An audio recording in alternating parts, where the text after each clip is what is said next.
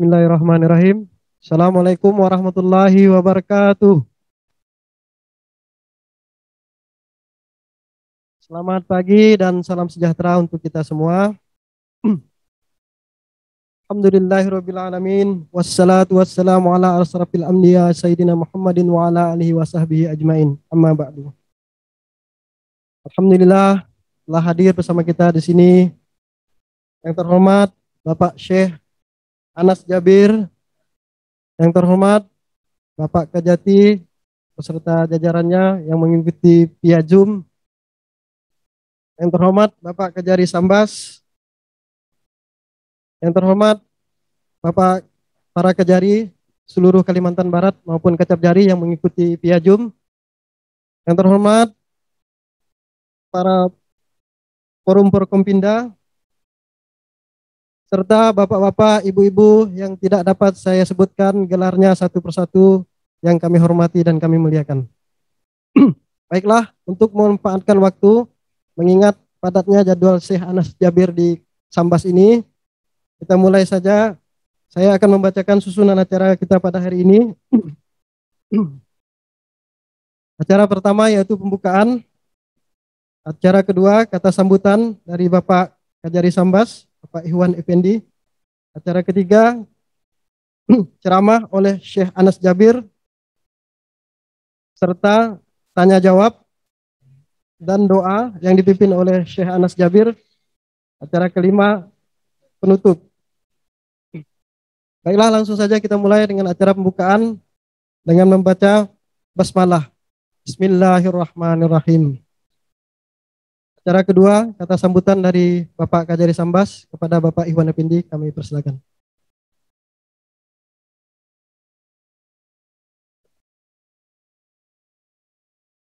Bismillahirrahmanirrahim. Assalamualaikum warahmatullahi wabarakatuh.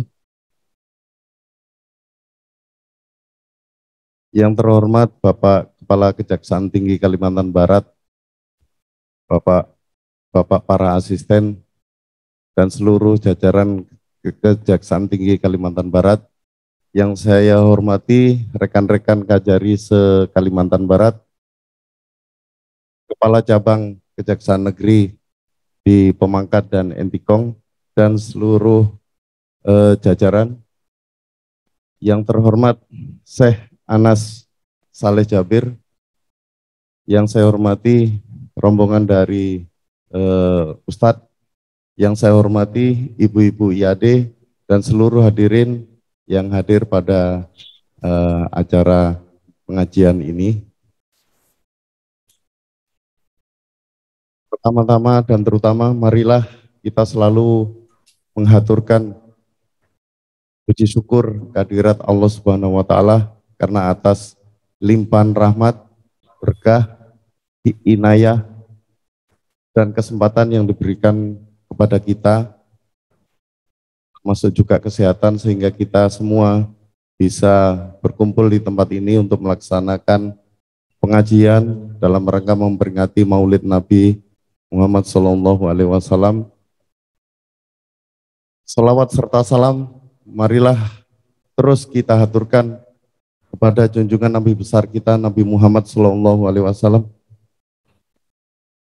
karena berkat jasa beliaulah kita terbebas dari kegelapan, kita terbebas dari zaman jahiliyah, dan kita diberikan ajaran-ajaran sehingga bisa mendapatkan kebenaran yang terang benderang, yaitu agama Islam. Mohon maaf tadi Bapak-bapak para Forkopimda dan undangan yang saya hormati. Sangat senang dan bahagia sekali pagi hari ini di Sambas yang sedang rintih-rintih hujan telah hadir di tengah kita seorang ustadz, seorang ulama besar, seorang syekh yang adalah masih saudara kandung dari almarhum Syekh Ali Jabir. Mudah-mudahan dengan kehadiran beliau di Sambas akan memberikan warna tersendiri dalam pelaksanaan dakwah Islam yang kemudian juga memberikan hal-hal yang bermanfaat dari apa yang akan disampaikannya. Saya tidak akan berpanjang lebar karena yang harus berpanjang lebar nanti adalah Syekh yang akan memberikan tausiah kepada kita. Mudah-mudahan apa yang diberikan atau disampaikan kepada kita menjadi satu hal yang bermanfaat dan menjadi salah satu ladang ibadah kita. Saya akhiri sambutan ini, terima kasih. Wassalamualaikum warahmatullahi wabarakatuh. Waalaikumsalam warahmatullahi wabarakatuh. Alhamdulillah telah disampaikan kata sambutan oleh Bapak Kajari kita. Selanjutnya kita memasuki acara yang kita tunggu-tunggu, yaitu yang kita nanti-nantikan, ceramah dari Syekh Anas Jaber. Kepada Syekh, waktu dan tempat kami persilakan. Tafadhol.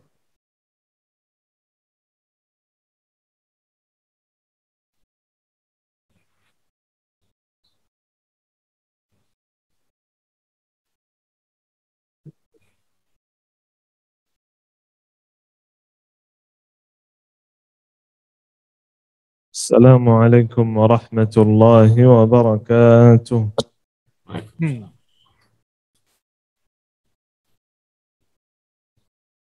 الحمد لله رب العالمين، والصلاة والسلام على أشرف الأنبياء وسيد المرسلين، نبينا وحبيبنا ومولانا محمد صلى الله عليه وسلم وعلى آله وصحبه أجمعين ومن تبعهم بإحسان إلى يوم الدين.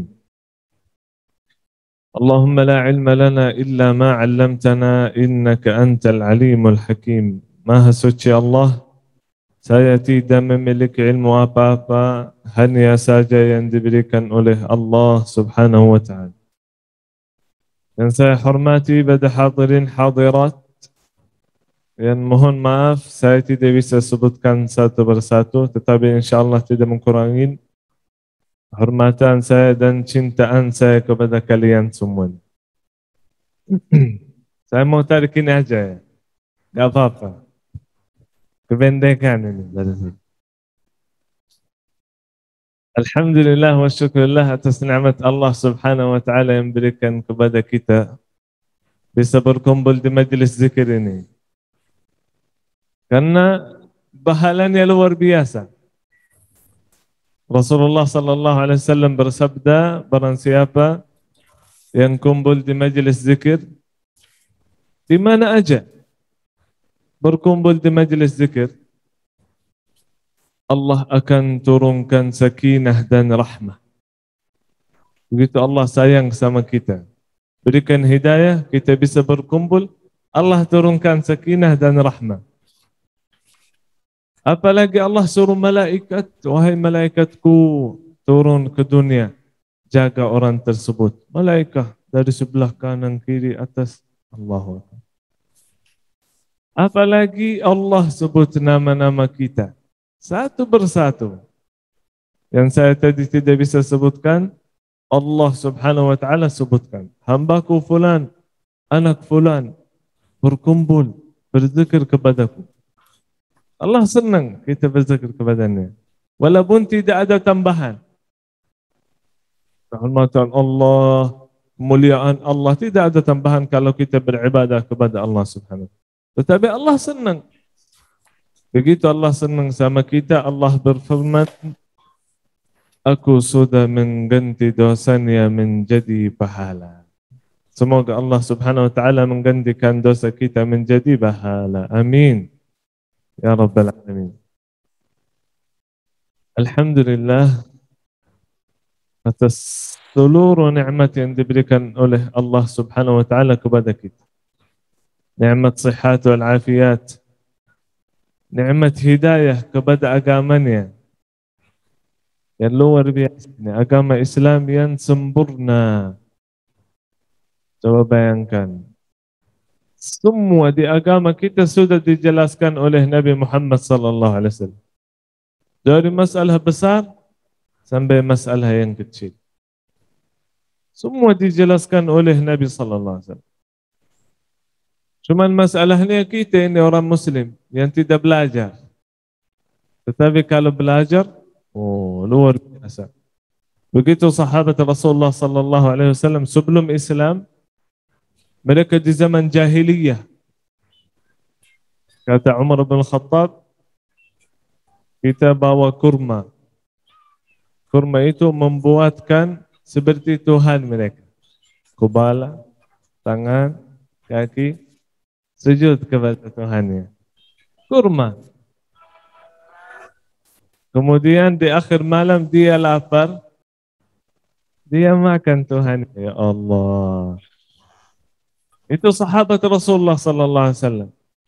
Coba bagaimana itu? Mana akalnya hilang? Karena tidak ada ilmu. Manusia ini kalau jauh dari ilmu, Allahul Musta'an, menjadi orang yang seperti tidak faham, tidak ngerti. Sampai zaman sekarang. Di zaman sekarang kalau kita lihat, subhanallah ada HP sekarang. Bisa masuk HP lihat orang di India, di Palestina, orang di sana, di situ. Coba zaman sekarang yang ilmu luar biasa. Banyak ilmu yang berbagi. Mudah sekali untuk dapat ilmu.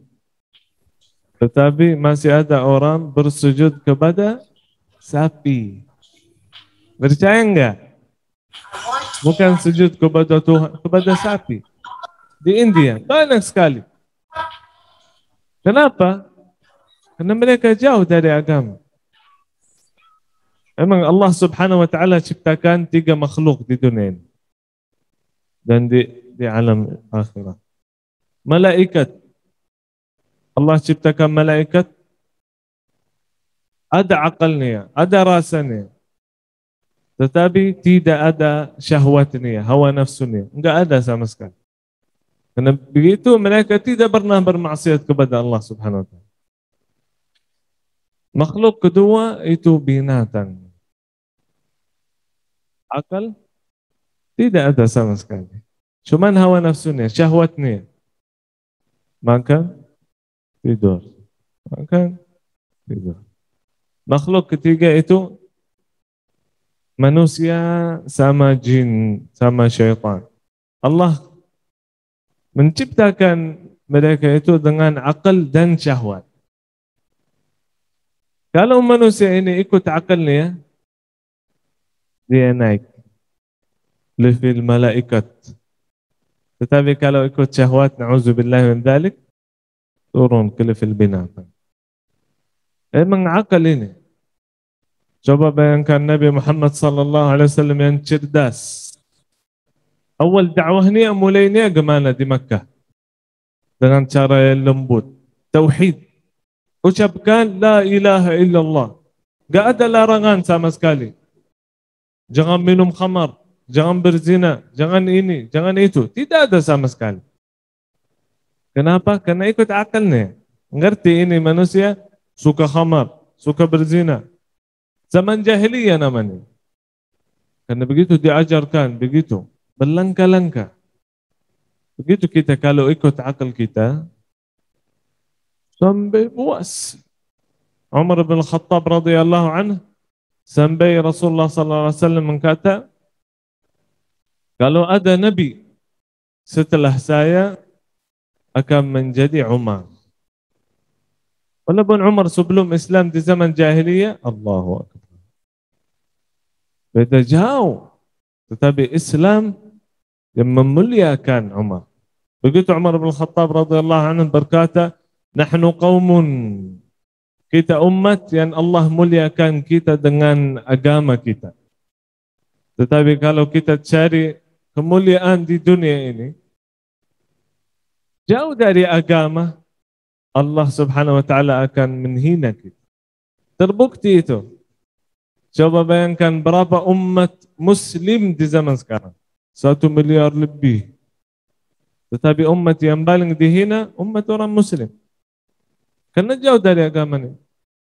Kita dengar muazzin setiap salat. Allahu Akbar, Allahu Akbar. Banyak umat yang tidak balas panggilan Allah Subhanahu wa ta'ala. Ini panggilan dari Allah Subhanahu wa ta'ala. Hayya 'alas salah, ayolah ikut salat. Panggilan Allah Subhanahu wa taala. Kalau kita hitung berapa umur kita, kata Rasulullah sallallahu alaihi wasallam, a'mar ummati antara 60 dan 70. Sepertiga umur kita tidur. Tidur 8 jam sehari, sepertiga 8 jam dari 24. Sepertiga. Berarti kalau umur kita 60, sepertiga 20 tahun. 20 tahun kerjaan kita apa? Tidur. 15 tahun kerjaan kita belum taklif. Belum ada pemerintahan. Umur kita setelah itu belajar, masuk sekolah, SD, SMP, SMA. Kemudian cari kerja, ke sana, ke situ. Cuma dunia. Allah minta apa dari kita? 5 salat. Begitu sahabat Rasulullah sallallahu alaihi wasallam datang kepada Rasulullah sallallahu alaihi wasallam bertanya, aku hanya cuma salat dan puasa Ramadan dan zakat kalau ada hartanya dan haji kalau bisa. Tidak ada tambahan. Kata Rasulullah, kalau jujur, betul-betul istiqamah, akan jaminkan masuk surga. Cuma 5 rukun Islam dijaminkan masuk surga. Haji, kalau tidak bisa haji, berarti Allah maafkan. Puasa, kalau tidak bisa puasa, bisa menggantikan nanti ke depan. Bisa juga kalau saya meninggal belum menggantikan puasa, anak saya menggantikan. Zakat, tidak ada harta, tidak zakat. Tetapi salat, orang sakit, orang musafir, apa aja wajib salat. Tidak bisa salat berdiri, duduk salat. Tidak bisa duduk, sembahyang salat. Matanya ajak gerak, wajib salat. Berarti 5 salat maktubah yang wajibah, subuh, zuhur, asr, maghrib, isya, dijaga baik-baik, dijaminkan masuk surga. Kalau kita hitung berapa salat kita dari umur kita, 1 jam sehari, gak lebih, gak mungkin lebih. Apalagi di Indonesia ini, Al-Fatihah qulhu, Al-Fatihah qulhu, pendek sekali. Berarti dari umur kita cuma 1 jam sehari. Tetapi banyak yang tidak bisa ikut salat. Karena Allah belum berikan hidayah kepada dia. Belum dia terasa nikmat salat. Tetapi sahabat Rasulullah sallallahu alaihi wasallam seluruh waktunya kepada salat. Subuh salat sampai zuhur, Allahu Akbar. Berdiri salat, salat, salat, salat. Karena mereka terasa nikmatnya, khusyuknya. Rasulullah juga begitu. Berdiri salat yang panjang sampai kaki Rasulullah sallallahu alaihi wasallam bengkak berdarah. Sallu ala Nabi. Allahumma salli wa sallim ala nabiyina Muhammad. Tetapi tidak terasa waktu lagi salat. Tetapi habis salat baru lihat kakinya bengkak berdarah. Sahabat sedih, ya Rasulullah, Allah sudah ampuni dosanya yang lalu, yang akan datang. Derajatnya sudah tertinggi. Kenapa capek begitu? Salat panjang, nangis sama Allah Subhanahu wa taala. Rasulullah menjawab, afala akunu abdan syakura. Kewajiban saya bagi Allah Subhanahu wa taala bersyukur atas nikmat Allah Subhanahu wa taala. Itu Rasulullah. Tidak ada dosa, tidak ada maksiat.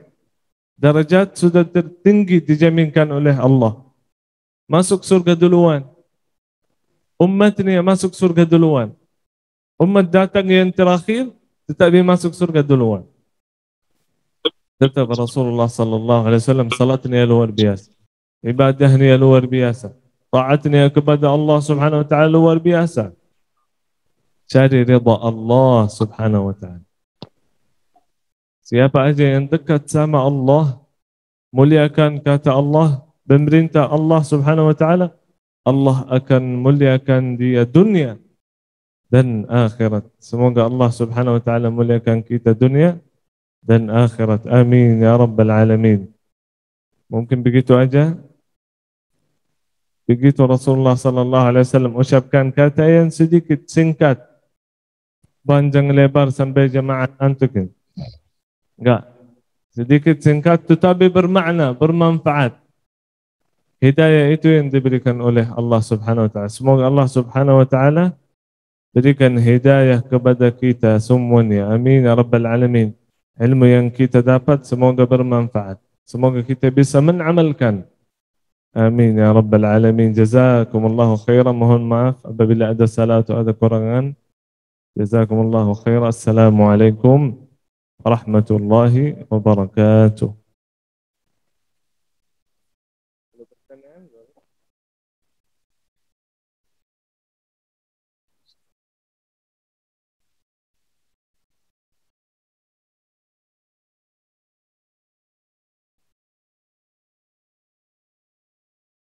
Alhamdulillahirrahmanirrahim. Sama-sama telah kita dengarkan tausiah yang disampaikan oleh Syekh Anas Jabir. Selanjutnya kita buka sesi tanya jawab. Bagi rekan-rekan yang di Kejaksaan Negeri Sambas yang mau bertanya, kami persilakan, ataupun yang mengikuti via Zoom, silakan untuk menghubungi operatornya. Waktu dan tempat kami persilakan.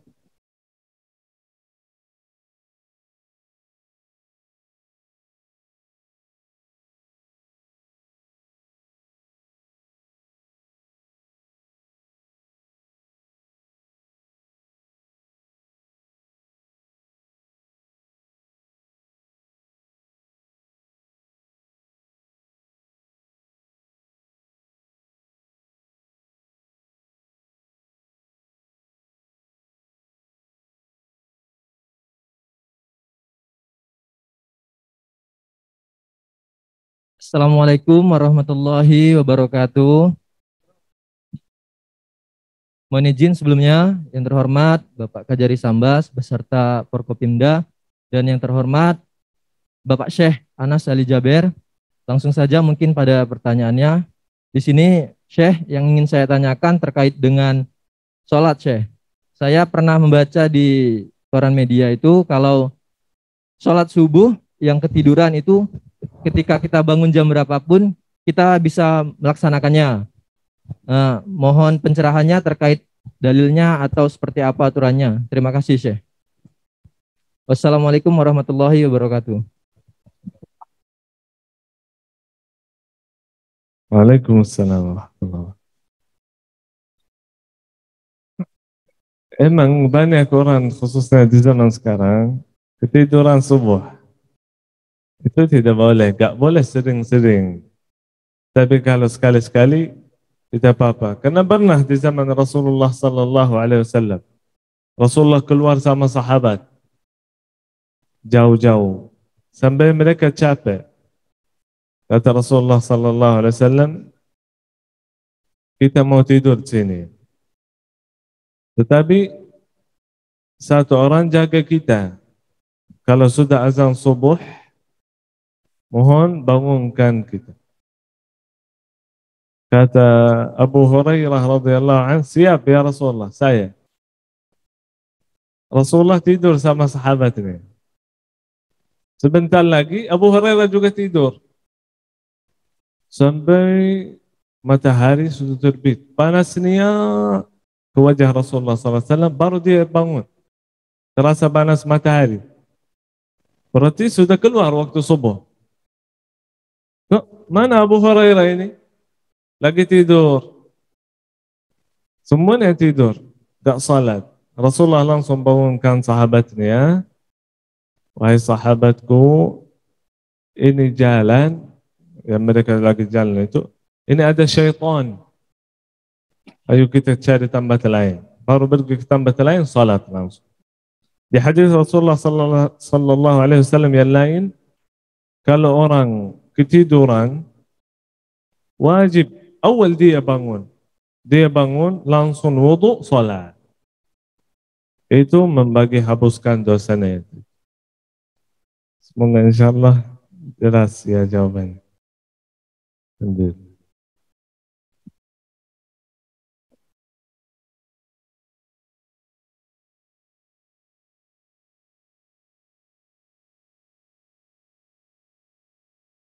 Silakan. Pak Sidatun. Terima kasih. Assalamualaikum warahmatullahi wabarakatuh. Yang terhormat Syekh Ali Jaber, yang terhormat Bapak Kajari dan para Koplominda. Di sini saya mau tanya Syekh, kami di Kejaksaan ini terdapat mutasi ke daerah-daerah seluruh Indonesia Syekh. Kemudian jika kita dimutasi Syekh, anak dan istri kita tidak dapat kita bawa Syekh. Kemudian apakah dalam hal ini saya sebagai kepala keluarga melalaikan kewajiban saya Syekh, karena anak dan istri saya tidak dapat dibawa Syekh. Kemudian apakah hal tersebut dapat dikategorikan dosa Syekh? Karena istri yang istilahnya yang merawat anak-anak kami Syekh. Mohon pencerahannya Syekh. Wabillahi taufiq wal hidayah. Assalamualaikum warahmatullahi wabarakatuh. Terima kasih. Saya juga mau sedikit mengajukan pertanyaan kepada Syekh. Tadi Syekh menerangkan dalam ceramahnya, misalkan dalam hal kita berpuasa, belum sempat kita tunaikan itu kita meninggal dan bisa dilaksanakan puasanya oleh ahli waris atau anaknya. Di situ saya mengambil kesimpulan bahwa setelah orang meninggal pun itu tetap bisa mendapatkan curahan pahala yang diberikan oleh orang lain. Dalam hal ini misalkan anaknya atau doa dari orang-orang lain. Artinya pahala itu tidak terputus. Apakah memang demikian Syekh? Artinya orang yang sudah meninggal masih bisa mendapatkan ganjaran pahala yang dilaksanakan oleh orang lain. Demikian Syekh, terima kasih. Wassalamualaikum warahmatullahi wabarakatuh. Waalaikumsalam. Oke, alhamdulillah wa syukurillah. Pertanyaan yang pertama, apakah kalau kita jauh-jauh dari rumah, dari istri, dari anak-anak, apakah kita berdosa? Itu singkatnya. Di zaman dulu, zaman sahabat Rasulullah, zaman Rasulullah, kebanyakan laki di luar rumah. Jarang ada di rumah. Jadi kewajiban kita bagi istri bukan diam di rumah, hadap dia terus. Enggak, perluan dia kita lengkapi. Kurangannya infak, apalagi kasih sayang, cara yang baik, yang lembut. Tetapi ini kalau keluar kerja, keluar ke situ pasti keinginan kita istri kita menjadi lebih baik keadaannya, anak kita menjadi lebih baik. Bisa sekolah, bisa belajar, aman. Emang kita yang capek, lebih dari mereka. Kita yang kerja di luar, capek sana situ, cari uang untuk mereka. Jadi insya Allah tidak berdosa. Tetapi kita berusaha mensisakan waktu untuk keluarga, lebih dekat, jalan-jalan, bercanda, ngomong baik-baik. Karena Rasulullah SAW bersabda, khairukum li ahli. Wa ana khairukum li ahli. Manusia yang terbaik siapa? Yang terbaik bagi istrinya dan keluarganya. Dan siapa yang terbaik bagi istrinya dan keluarganya? Adalah Rasulullah sallallahu alaihi wasallam. Insyaallah jelas ya. Alhamdulillah. Kalau pertanyaan kedua, wallahu a'lam, di hadis yang sahih Rasulullah sallallahu alaihi wasallam bersabda, "Idza mata ibnu Adam inqata 'amaluhu illa min thalath." Kalau hamba ini meninggal, semua amalannya terputus. Hanya 3 amalan. Sedekah jariyah, sedekah yang berjalan terus, ilmu yang bermanfaat, ketiga anak saleh yang doa kepada orang tuanya. Berarti anak kita ini yang saleh, Kalau dia bangunkan masjid atas nama kita setelah kita meninggal, itu berarti amal jariah, sedekah jariah, berjalan terus. Kalau masalah yang wajib, perlu digantikan seperti puasa. Tetapi kalau kita berusaha, anak berusaha puasa, ini enggak bisa anak karena musafir misalnya. Berusaha menggantikan, tetapi belum ada waktu. Ya, lebih baik anak kita menggantikan. Tetapi kalau dia belum tahu, tidak tahu, saya enggak puasa mungkin. Semoga Allah Subhanahu wa taala memaafkan. Jadi mudah, ini agama kita mudah. Allah mudahkan kepada hambanya. Tidak mensulitkan. Emang itu biar kita bahagia dunia dan akhirat. Jazakumullah. Alhamdulillah telah dijawab dengan jelas oleh Syekh Anas Jaber. Kami persilakan pada Bapak Ibu yang mengikuti via Zoom untuk mengajukan pertanyaan. Kami persilakan pada Syekh Anas Jaber.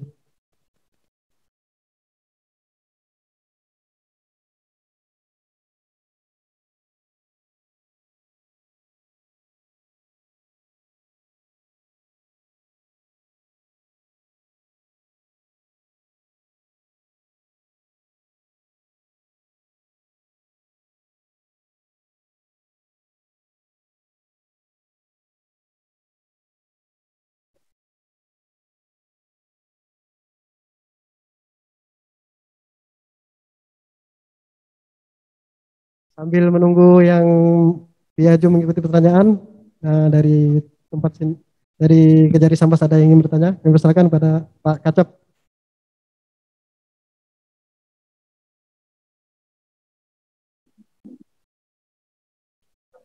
Assalamualaikum warahmatullahi wabarakatuh. Yang saya hormati Syekh Anas Jaber, yang saya hormati Bapak Kejari dan seluruh tamu undangan yang hadir pada pagi hari ini. Ada hal yang ingin saya tanyakan, Syekh. Saya ini malam itu kan sempat menghadiri kegiatan Syekh juga di Masjid At-Taqwa di Pemangkat. Saya melihat Syekh ini kan begitu tenang, begitu confident, dan begitu bisa, nampaknya kalau saya lihat seperti bisa mengontrol emosi. Saya minta kiat-kiat atau resepnya untuk bisa menahan emosi atau menjaga pribadi kita agar tetap baik nih, bagaimana sih? Supaya tetap konsisten. Terima kasih, itu aja mungkin sih. Assalamualaikum warahmatullahi wabarakatuh. Alhamdulillah. Memang tidak ada orang sempurna di dunia. Hanya Muhammad sallallahu alaihi wasallam. Tetapi kita berusaha menutupi aib kita. Menutupi, biar gak ada yang tahu. Mentahan emosi. Bukan berarti saya gak emosi. Pasti ada. Cuma ditahankan. Seperti Rasulullah sallallahu alaihi wasallam. Kalau datang seorang begitu A'rabi, tarik jubah Rasulullah sallallahu alaihi wasallam dari belakang sampai lehernya bengkak. Sakit Rasulullah. Tapi Rasulullah lihat dia senyum. Malah dia angkat suaranya, wahai Muhammad, kasih saya dari harta Allah, bukan dari hartamu. Tetap Rasulullah bilang, betul. Itu harta dari Allah, bukan dari saya. Suruh sahabatnya kasih ke dia. Bukan berarti Rasulullah tidak sakit, tidak terasa, tidak emosi. Ada, cuma dia tahan. Karena takut dari Allah subhanahu wa ta'ala. Jadi harus di hati kita nomor satu, Allah subhanahu wa ta'ala. Seperti Umar bin Khattab radhiyallahu anhu. Kalau dia marah sama orang, hampir dia mau pukul, baru dia ingat. Dia bilang astaghfirullah. Kalau ana gak takut dari Allah, kalian akan melihat akhlak yang tidak baik dari saya. Memang kasar Umar bin Khattab. Tetapi karena takut dari Allah subhanahu wa ta'ala, berusaha menjauhkan dari hal-hal yang tidak baik. Memang begitu manusia, harus berusaha menjauhkan dari hal yang tidak baik. Karena surga itu, kata Rasulullah sallallahu alaihi wasallam, Allah mengharamkan neraka Mengenakan orang yang lembut hatinya, baik kata-katanya, dekat sama manusia. Memang begitu, kalau kita dekat sama manusia baik-baik, tahan emosi, kita marah, tahan.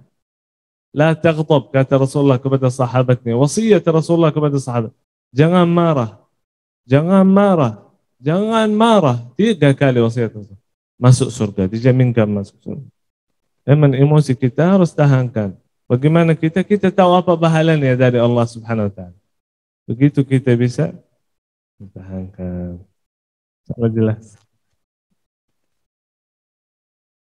Assalamualaikum warahmatullahi wabarakatuh. Yang saya hormati Syekh Anas Jaber, Pak Kajari maupun para undangan yang saya tidak dapat sebutkan satu persatu.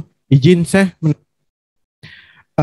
apakah di dalam ajaran Islam ada larangan kita mendengar musik? Karena saya ada mendengar beberapa kalangan yang mengatakan kalau musik itu, kita mendengarkan musik itu jenisnya haram. Mohon izin pencerahannya, Syekh. Terima kasih. Assalamualaikum.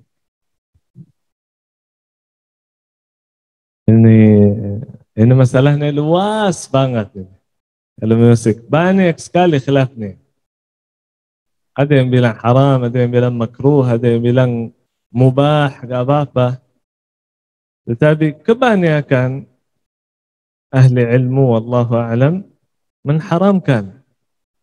Tergantung isinya. Kalau kata saja tanpa musik, kata saja tidak baik, haram. Seperti orang nyanyi tanpa musik. Cuma nyanyinya aku cinta ini itu. Jadi tidak baik.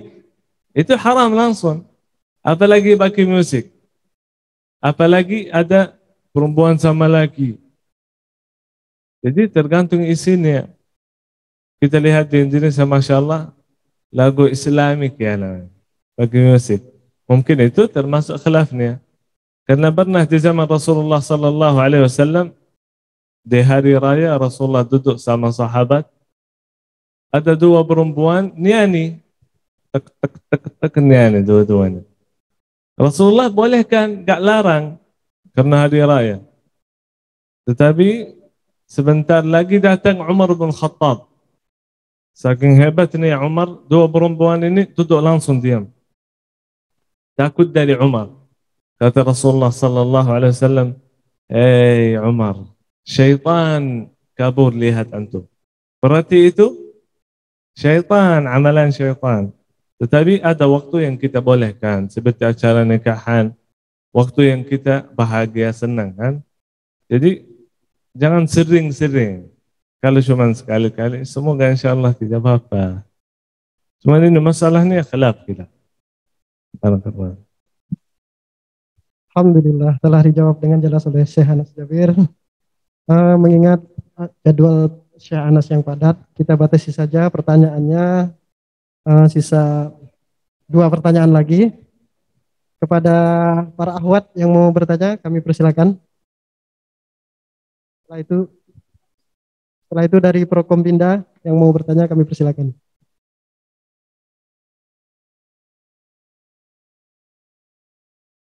Bismillahirrahmanirrahim. Assalamualaikum warahmatullahi wabarakatuh. Yang terhormat Pak Syekh dan Pak Kajari Sambas beserta tamu yang hadir. Mohon izin saya Pipin dari Capjari Pemangkat ingin bertanya. Pak Syekh, ketika sholat, apa dulu yang ketika sujud, apa dulu yang menyentuh lantai, apakah lutut atau telapak tangan? Soalnya dari kecil saya tahu ketika kita sujud, lutut kita dulu yang nyampe ke lantai. Tapi ada saya membaca di sosial media, yang menyentuh lantai dulu itu adalah telapak tangan. Jadi mana dulu Pak Ustadz, Pak Syekh yang menyentuh lantai? Sekian, terima kasih. Waalaikumsalam warahmatullahi wabarakatuh. Memang di hadis Rasulullah sallallahu alaihi wasallam yang sahih, tidak boleh kita salat seperti unta. Kalau unta duduk, dia lagi duduk, tangannya dulu. Emang Islam melarang itu. Jadi lutut dulu, betul. Lutut dulu baru tangan. Kecuali kalau udah tua tidak bisa. Emang ada alasan, ada uzur, itu gak apa-apa. Cuman sunnah Rasulullah sallallahu alaihi wasallam yang wajib, yang lebih utama, yang lebih baik, lutut dulu.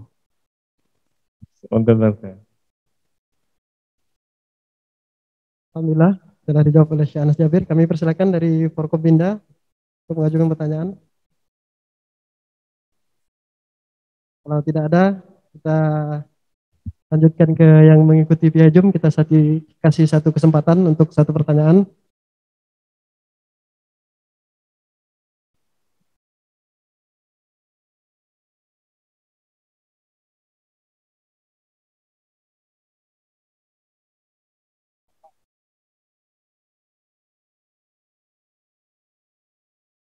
Ya masih belum ada operatornya yang mau tanya nih. Silakan.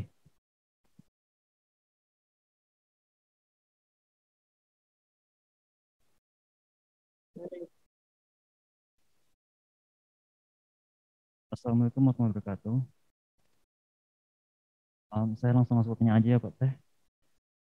Kita sebagai anak, apa yang harus kita hadiahkan yang yang terbaik untuk orang tua kita Pak? Terima kasih. Apa hadiahnya yang terbaik bagi orang tua kita? Walaupun masih hidup. Ya? Walaupun masih hidup. Itu nabungan akhirat. Memang kalau hamba yang cerdas, dia lihat kepada akhirat. Karena hidup ini tidak selama-lamanya. Sementara. Cepat. Memang kita terasa, umur kita berapa? Berapa tahun yang lama itu? Udah lewat. Memang kita harus nabung untuk akhirat. Begitu Rasulullah sama sahabat. Sayang sama umatnya.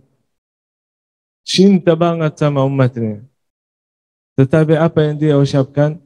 Wallahi mal faqru akhsha alaikum. Saya gak takut kalian menjadi orang miskin, fakir. Terus apa yang Rasulullah takuti? Allah akan memberikan rezeki yang luas kepada kalian. Seperti umat yang dulu.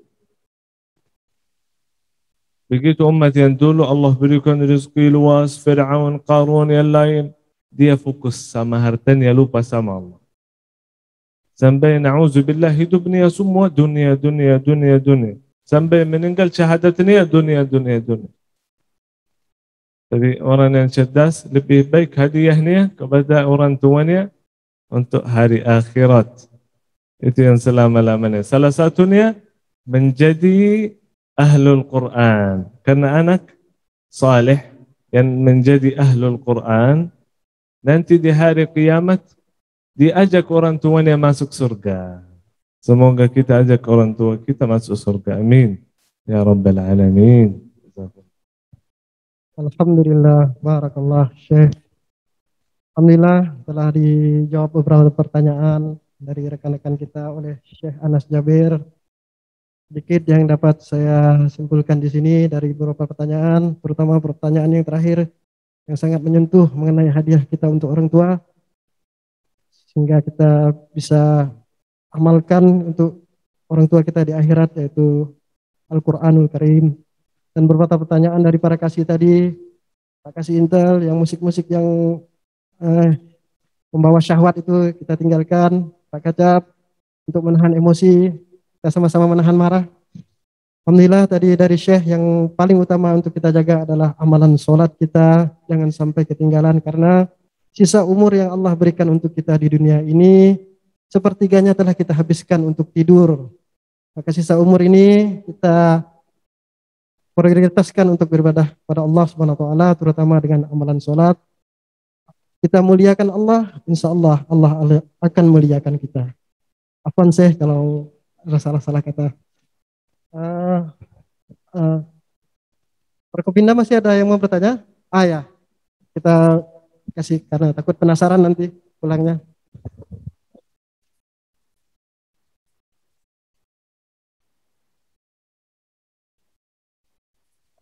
Bismillahirrahmanirrahim. Assalamualaikum warahmatullahi wabarakatuh. Mohon izin ini berdiri. Pak Kajari dan Pak Syekh. Tidak dipungkiri sekarang ini kata kita menghadapi pandemi. Dan pandemi inilah yang sulit untuk kita mengerti. Bahkan sampai masuk ke masjid dan sampai mengatur kita pada sholat. Sesungguhnya ketika imam itu mau melaksanakan sholat dan memimpin kita, selalu diucapkan, selalu kita diperingatkan, luruskanlah shafmu, kemudian rapatkanlah safmu.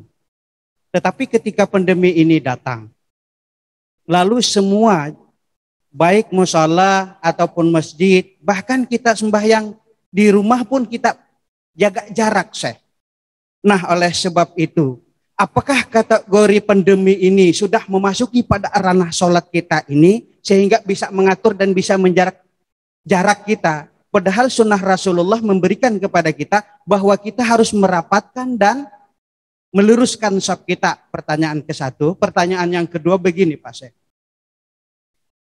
Kita dianjurkan, bahkan kita disunatkan oleh Rasulullah SAW, ketika kita bersujud itu dahi dan hidung kita harus kena. Tapi ternyata masa pandemik ini kita harus pakai masker.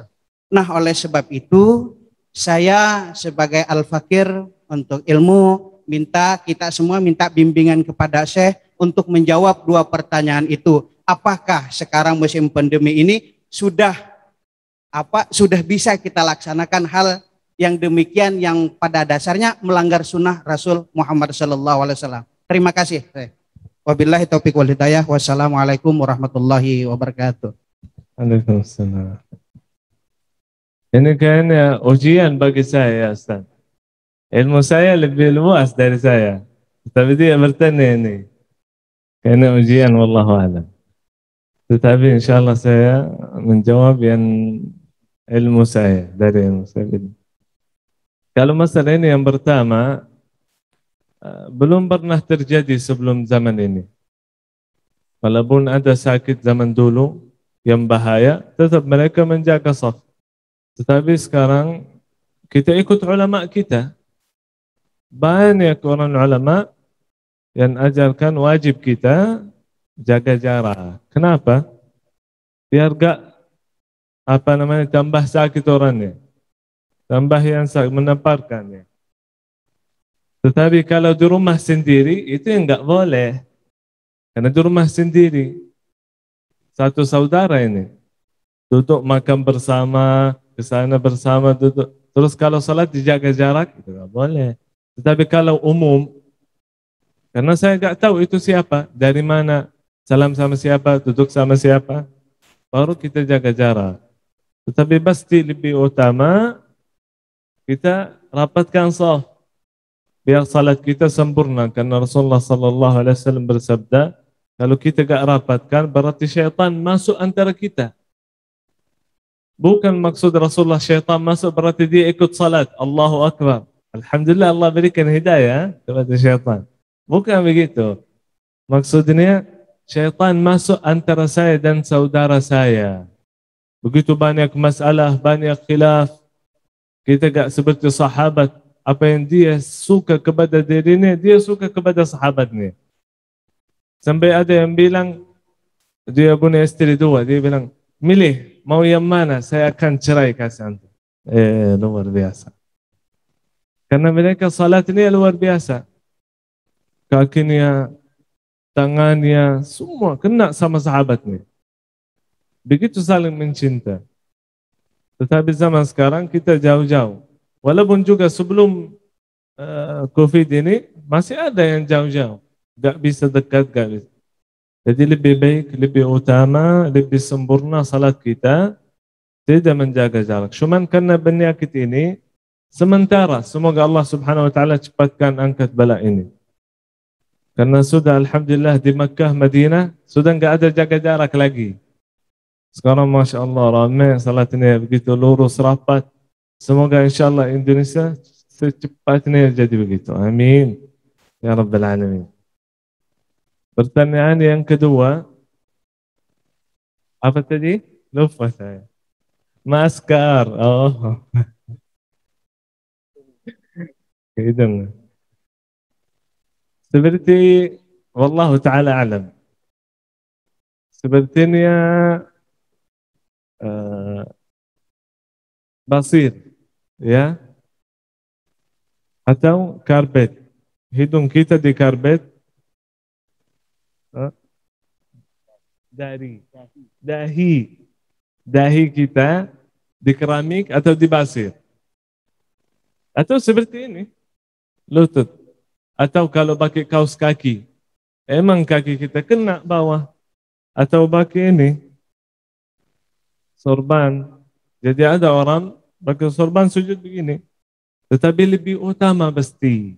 Lebih utama, hidung sama ini kena langsung. Jadi kita cari salat yang sempurna. Karena salat yang kurang, di hadis yang sahih, akan datang amal kita di kubur nanti lemah, tua. Kenapa? Karena emang di dunia selalu kurang. Gak sempurna. Tetapi orang yang amalannya sempurna, begitu amalannya menjadi kuat, imannya kuat, pahalanya pasti lebih besar, lebih dahsyat. InsyaAllah. Jazakumullah khair. Alhamdulillah telah dijelaskan oleh Syekh Anas Jabir secara jelas. Untuk acara selanjutnya yaitu pembacaan doa yang akan dipimpin oleh Syekh Anas Jabir. Kepada Syekh, waktu dan tempat kami persilakan. Rasulullah mengajarkan kita setelah melakukan amal saleh kita berdoa. Semoga amal saleh itu menjadi wasilah untuk Allah kabulkan doa kita. Amin ya rabbal alamin. اللهم لك الحمد حتى ترضى ولك الحمد إذا رضيت ولك الحمد بعد الرضا اللهم لك الحمد كما ينبغي لجلال وجهك الكريم عظيم سلطانك حمدا كثيرا طيبا مطيبا مباركا فيه اللهم صل وسلم وبارك على حبيبنا محمد وعلى آله وصحبه أجمعين اللهم اغفر لنا ذنوبنا كلها دقها وجلها علانيتها وسرها ظاهرها وباطنها أولها وآخرها اللهم اغفر لنا ما قدمنا وما أخرنا وما أسررنا وما أعلنا وما أنت أعلم به منا أنت المقدم وأنت المؤخر وأنت على كل شيء قدير ربنا لا تزغ قلوبنا بعد إذ هديتنا وهب لنا من لدنك رحمة إنك أنت الوهاب ربنا آتنا في الدنيا حسنة وفي الآخرة حسنة وقنا عذاب النار وأدخلنا الجنة مع الأبرار برحمتك يا عزيز يا غفار ربنا تقبل منا إنك أنت السميع العليم وتب علينا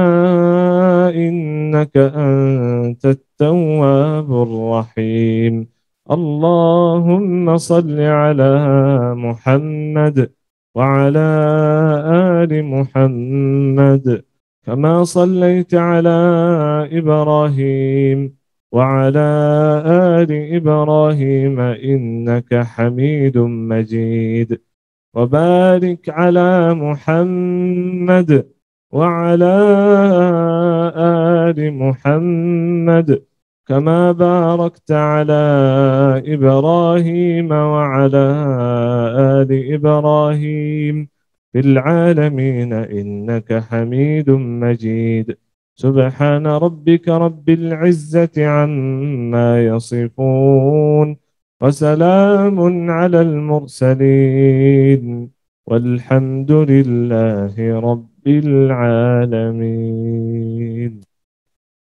Amin, amin ya rabbal alamin. Alhamdulillah.